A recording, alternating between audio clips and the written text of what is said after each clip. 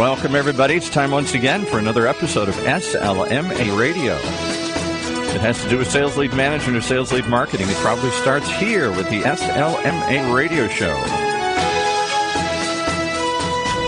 SLMA Radio is a revolving series of programs brought to you by the Sales Lead Management Association. This week's program is Revenue Rebels, brought to you by Demand Lab, sponsor the program, with their host, the CEO of Demand Lab, Rhoan Morgan. Hey listeners, we are back with another episode of Revenue Rebels, and I'm your host, Rhoan Morgan. On today's show, we're going to talk about how to overcome digital clutter by leveraging tangible and personalized marketing tactics to drive engagement and to drive results. And who better to talk about this than Chief Evangelist and VP of Strategic Alliances from PFL.com, one of the companies leading the charge in direct mail and tactile marketing automation, Marne Reed. Thank you so much for joining us today. Absolutely, Rhoan. Excited to be here. I am really excited to have this conversation with you today. And just in case a few of our listeners might be unfamiliar with PFL, I have to tell everybody out there that I first worked with Marne and the PFL team years ago when we deployed a really successful direct mail campaign and program with a client of ours. I think they're still working with you guys even. And that was before PFL developed the technology that enables sales and marketing directly within the platforms that we use every day. So today, in addition to printing, mailing, and fulfillment services, PFL provides technology-supported sales enablement and marketing automation solutions. And for me, it's been really exciting to see the growth and expansion of the services that you guys have been offering over the years. So I'm really happy to be able to share some of these cool insights that I know you're going to bring to the conversation today. Absolutely. So let's just jump right in. Marne, I know part of the bio that I read, and I couldn't believe it. It's really impressive. You've been with PFL for over 17 years now, hence the Chief Evangelist title. So it's really very safe to say that you know the ins and outs of the business. I know the ins and outs. I always say I know more than there's times where I go home and think, okay, racy, some of this stuff. So based on that experience, I would love for you to share with us, just to get the conversation rolling, how you see direct mail enhancing marketing strategies today in maybe a different way. Yeah, very interesting to just watch the evolution of direct mail. And it used to be in times past, they did the batch and blast, right? You get a list and you send the same message and the same physical piece to do that entire list. But what we've seen over the course of the last several years, when you have people who are getting inundated with the digital marketing component, and I think the number is now people see 10,000 brand messages a day. The fact of the matter is people can't consume that much information coming at them. And one of the things that we were experiencing internally, and then we realized that our customers were also experiencing, is they're pumping out all this great content, but the fact of the matter is it's not being consumed just because people are really ignoring it. They don't have the time to consume it. Frankly, there's a lot of systems out there that block that information. And so what we're experiencing is being able to send a physical piece alongside all of your digital messaging really enhances the messaging. There was a study that showed that neuroscience shows that when you actually are interacting with a physical piece, it actually creates a lasting memory. It's just one more touch point where you can get your value across and your messaging across to your audience. In fact, I've had a couple of cases where I'll receive something, a physical piece, and I'll think, oh, what was that email, or what was that I saw online? And I'll go back and search, and it can trigger something, I think, also really sort of to provide those connecting points. Exactly. That's, I think, something really important from the marketing perspective, but then also certainly from the sales perspective as well. And, getting in front of people that are your decision makers. And with that in mind, I would love it if you could tell us a little bit about some of the outcomes that companies are looking to achieve when they launch a tactile marketing campaign. I think when you look at the metrics, and that's what we really focus on with our customers, is what are the metrics that you are trying to influence? And if marketers don't understand those metrics, it really doesn't make sense for them to include a direct mail piece, because that is typically the most expensive component of your marketing. So getting really clear on what those metrics are, and frankly, when I look at a lot of our customers, they're hitting every stage of the marketing funnel and including that direct mail touch in there. So the top of the funnel, being able to get people to engage with them, take a demo of our solution, do this, get this kind of campaign that they're looking at. But I think even with those meeting makers or the demos, it's something that you still have to be really analyzing what is the messaging that you're putting in there and making sure that you have something that you're providing value to your audience. Our customers are not seeing success with gimmicky marketing. It used to be that you can send these cutesy little pieces or, the latest technology gadget. You have to do more. Our audience is expecting more out of us. And frankly, someone's not going to buy your software solution if you're just sending, their favorite football team socks or something like that. You need to be actually saying, here's the problem that I think you have, and here's how I can help solve that problem. So really getting that engagement, really just increasing the digital marketing effectiveness is what they're seeing. So in terms of the value, and I think that's something that we talk a lot about, right, in marketing now is, every piece of content, every single engagement, everything that we do, it's about providing value for clients or for the prospect. What are some of the pieces that or I guess if you could provide some examples of the pieces that you think are bringing the most value to the table for a prospect? Well, and that goes to, do you really understand who you're selling to? And, we have one of our customers, Jellyvision, that does it so absolutely phenomenal. They're understanding that they're selling to human resources professionals, which HR a lot of time doesn't get a whole lot of love from an organization. And so knowing that and then kind of playing on that with the messaging that they have, when you look at the fact that we're integrated with the marketing automation and the CRM platforms, customers are really collecting a lot of behavioral data. And so being able to take that data and then actually influence the physical piece that you're sending, and not only the piece itself, but the actual content of that piece. So if you're selling to a human resources professional, what are the things that they're struggling with?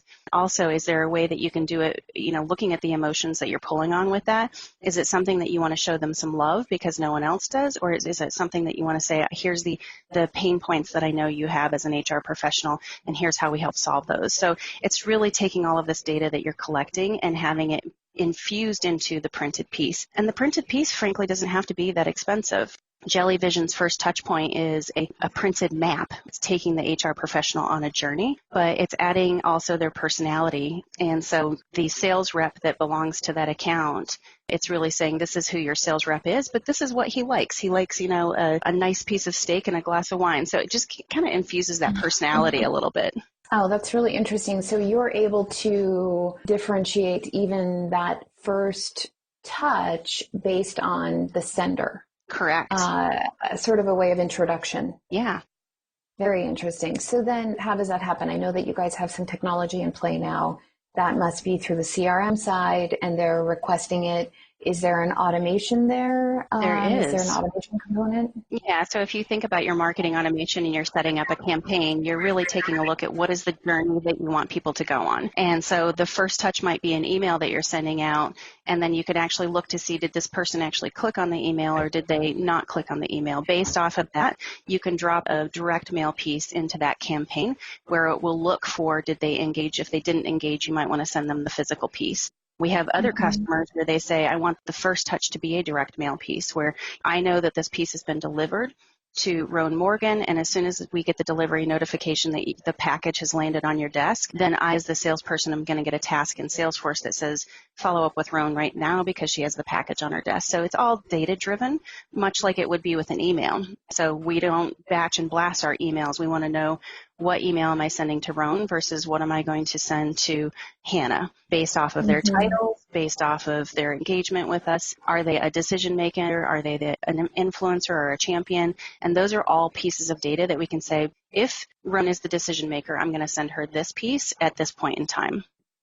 I also believe, just looking at what our clients are doing, that tactile marketing and direct mail is becoming more and more popular or used. And that's, as you said earlier, breaking through sort of the digital wall. You do have just a ton of cases where you're not able to even get into an inbox. I mean, unfortunately. Yeah. I would love it if you could share a couple of examples of how companies are differentiating themselves from others. What's that sort of creative process that they go through? Sure. And actually, we just published a report, a multi-channel marketing report recently with Demand Metric, and where we surveyed 575 different participants. And I thought what was very interesting about that is how many were infusing direct mail into their process. But the other piece that I thought was quite alarming is out of those participants, there was about 29% were only using 3 marketing channels. When you talk about differentiation, it certainly is more difficult to set up a complex campaign where you have multiple channels that you're orchestrating all at the same time. But I think that is what we're seeing where our customers are standing out is when they're taking the time to not just check off their list another campaign, another email campaign, but they're saying, no, I want to basically document that entire customer journey. And that's something that we're doing with our customers is figuring out what all of the different touches and where does it make sense to put a direct mail piece in there. And what is the flow of the messaging that you're using. For our customers, we go through kind of a consultation process with them to, again, understand what are the metrics, what are the personas that you're marketing to, and then what is the physical piece that makes sense for you to be sending. If you're a company who has a lower price point on your sales, I wouldn't recommend doing a very fancy package. I would say let's start with something that's a flat piece mail. So we have some customers that are doing very expensive, beautiful packages where it's got their branding on the outside, their branding on the inside. They typically have a piece of branded swag in there, but that's really not the most important piece. It's what is the catalog that they have in there or the little trifold brochure that's really explaining the value that they can bring. I'm really looking forward to moving into a conversation around metrics, around the data that's needed. We do have to take a quick break now, and when we get back, we will continue our conversation with Marne. We'll dive into some of today's central marketing topics that I think were all sort of top of mind, which is data and personalization. So stay tuned. And let's take a moment just to tell you that Demand Lab helps organizations just like yours transform their revenue potential by connecting their greatest assets, people, processes, technology, and data through customized revenue ecosystem solutions. By leveraging marketing technology, data science, governance, and analytics, along with content, Demand Lab helps B2B organizations like yours advance business goals and drive revenue. Type in demandlab.com. That's demandlab.com. And now back to second half of our show. All right, we're back, so let's get right back into it. Marne, I would love for us to be able to talk about data. You've mentioned this a number of times already, and I've just been sort of holding my tongue waiting to get to this this question. One of the things that I think some people may not really think about when they're thinking about tangible or tactical marketing is the data side of it. And I think you guys were really one of the first movers. I don't know if you were the first mover, but it was so early that you guys saw the opportunity to connect into marketing automation platforms and CRM. Data plays a huge role in today's marketing successes, right, from a digital perspective. How does it support today's campaigns or the direct mail campaigns that marketers are doing? I guess, what do they need to do to be prepared to come to you guys to develop something? Yeah, it was interesting when we first started our integrations. I think it was almost probably 5 or 6 years ago. Little piece of information that was kind of missing when we did our launch is if you think about your marketing automation platform or your CRM platform, you don't necessarily think about where am I going to mail something, because at that point it was 100% digital, right? So all I need to know is what your email address is, what sites you're going on. We first kicked it off and it was like, oh wow, no one has physical mailing addresses in their marketing automation platform. And then the other piece of data that I thought was kind of interesting is if you are selling into the B2B side of things, how do I know that Rhoan is in this office if there's multiple offices for her company? And so those are the pieces of data that we help our customers really figure out is, first of all, do they know who they're selling to? So you have to know who your ICP is, and then within that, you have to know who your personas are. Do you have the correct information to actually identify those in your marketing automation platform based off of title, based off of geographic region? So starting with that and then getting into, once we know that, then we need to do some data enhancement on where do they actually live? Are they working out of their home office? Are they working out of some regional office? And so those are the data components that we have to pump the brakes a little bit first and say, do you have this within your platform? And if not, let's make sure that we get that before we actually start a direct mail campaign, because there's nothing more disappointing than kicking off a direct mail campaign and having 30% of the packages that you deliver get returned, not to your recipient. Yeah, you know what? We have clients all over the world, and we have several companies, especially today's work environment, where they are working from home, maybe even, 90% of the time. I had a case where we sent some chocolates to somebody and we sent it to her office. It turns out she goes in once a month. So, somebody else enjoyed those chocolates. Yep. And I emailed her and I was like, why haven't I heard from her? She was somebody that we knew. And so I think that's a tough one. So having everything up to date and really understanding can be a bit of a manual process at the beginning, correct, I suppose. But at the end of the day, really worthwhile because the results are the proof is in the results that the people are getting. Correct. Do you have any metrics that you can share in terms of the return on investment or the return on what the marketers or what even your sales partners, because I know that you work with sales teams as much as you work with marketing teams, what are they seeing? Probably one of my favorite stories is with a company called Invoca. So they've been a long-term customer of ours. They were also a company that they were doing take a demo and we'll give you a $50 Amazon gift card. And they were doing that all via email, and they were seeing about a 1% response rate. They came to us and said, we need to increase our response rates. This is just not acceptable, and this is not going to grow our business. What can we do? So we took essentially the very campaign that they had via email, and we turned it into adding a physical component to it. And what it was a really nice white box that had Invoca branding on the outside. On the inside, there was a tray that held a not very expensive branded calculator and branded pen. But off to the left-hand side, there was actually a little bit of an attribution worksheet that said, and I love the messaging around it because it infused an emotional response. So it said, how much revenue from paid search are you missing out on? Kind of has that fear of loss language there, which I think is definitely very compelling. It gives them the calculator and the pen to actually do this attribution calculation. But tipped onto the inside of the box was a $50 Amazon gift card.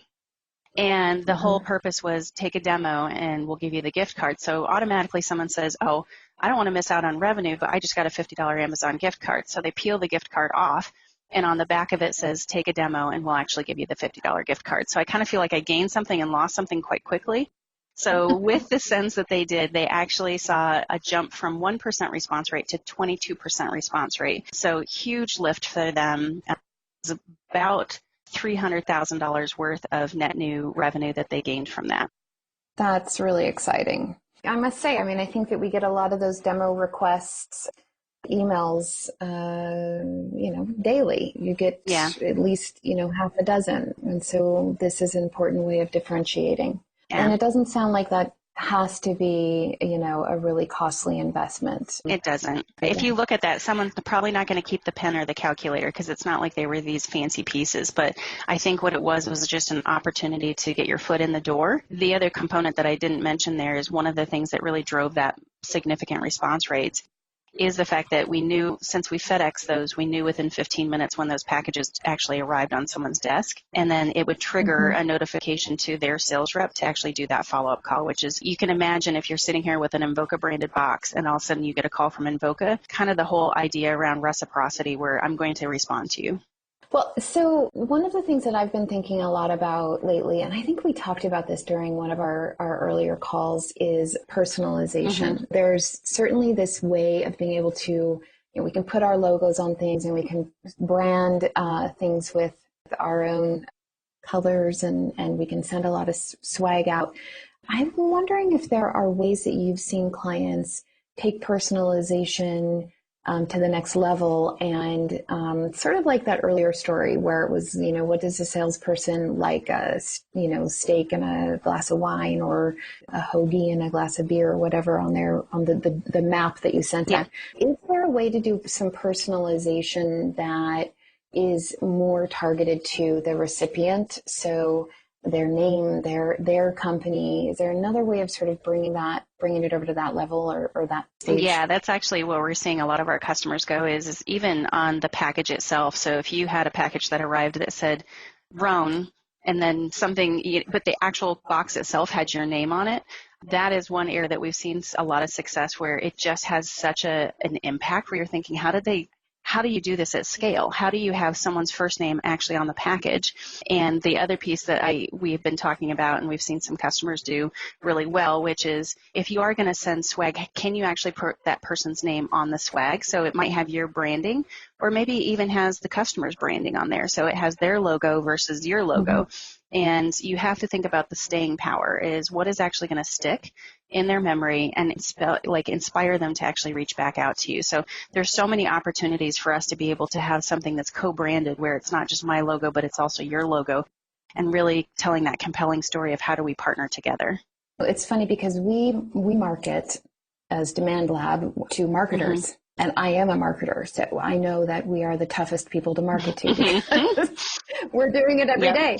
And one of the things, it's actually, we did this with you guys, and this was the box that we put together for change agents. And when we sent that out, we also used first names and personalization. And one of the things that was really exciting for me is that we went to visit the SVP of marketing for an enormous company and client of ours.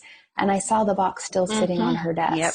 To me, that was fantastic because it meant, one, that it was keepable. It was something that was like, this is interesting. And then also as a marketer, and these are people that you're also selling to, it's a great compliment. Yeah, exactly. So, if you're helping them become a better marketer by, through your own marketing, and they say, hey, how do I do this? And one of the things that we see here at PFL is people just replicating our own campaigns, and to a T where a customer comes in and says, hey, you just did this. I saw this experience. I want to do the exact same thing. And you're thinking, well, differentiate yourself a little bit. It's also it's a sign of flattery that they're trying to just copy everything that you're doing. All right, so we're going to come to a close. I have one quick question just around the end of the year. This is a time when a lot of people start sending out a lot of direct pieces and, sending out holiday packages and that sort of thing.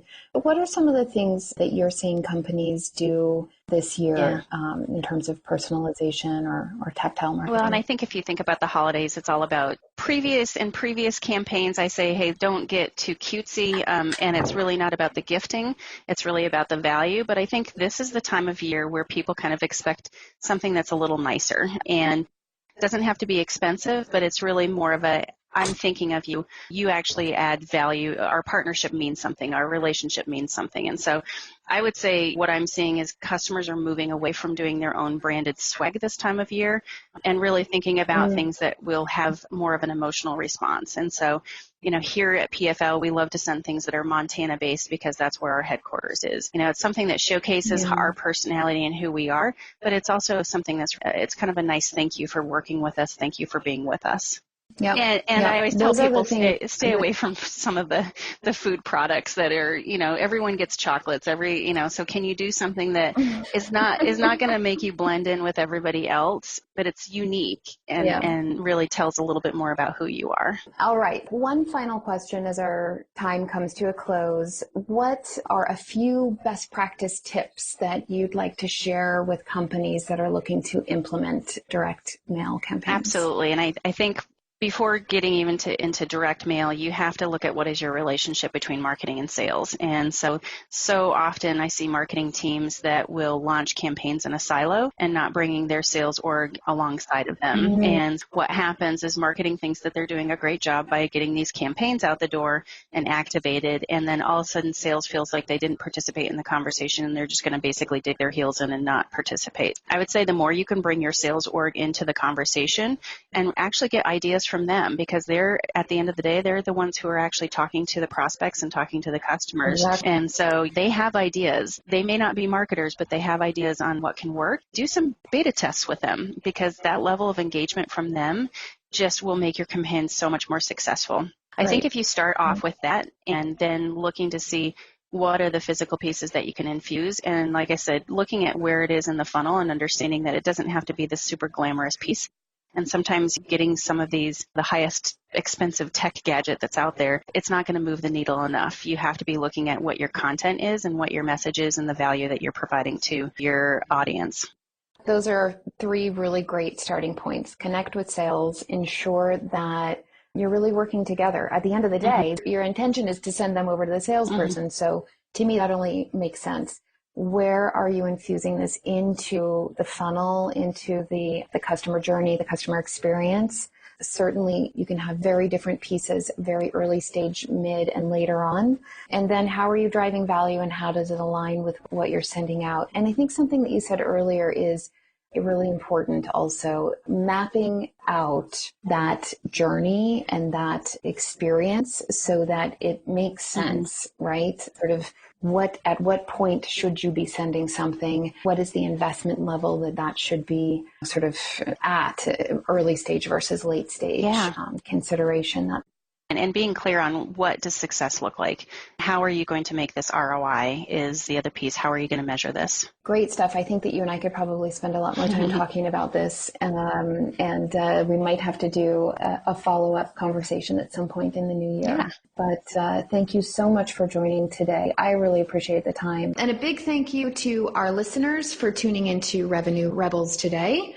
I am your host, Rhoan Morgan, and you can find me on LinkedIn by looking up Demand Lab or visiting our website, demandlab.com. While you're there, don't forget to sign up for our monthly newsletter and check out our other resources, including podcasts like this, as well as tips and tricks and how-to guides. And now back over to you, Paul. You've been listening to another episode of SLMA Radio. This week's show, Demand Lab. Tune in to hear all of them right here in the Funnel Radio Network for at-work listeners like you.